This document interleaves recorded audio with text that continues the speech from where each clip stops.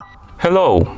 In front of me I have Haylou Smart Watch 2 and I'm gonna show you how to change the watch face on this device. First, we need to wake up the screen on our watch, and you can do it by pressing the side button. Once you wake up the screen, make sure you are on the home screen, the current watch face, and press and hold on the screen to open the watch face menu. So let's press and hold on the screen.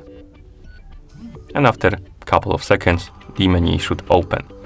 You can scroll through this menu by swiping left and right on the screen. Find the watch face you like to use on your watch and then tap on it to select it and apply it, like this.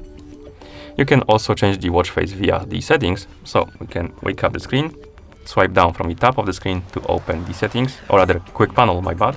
Now we can tap on the settings icon, and here we have the watch face option.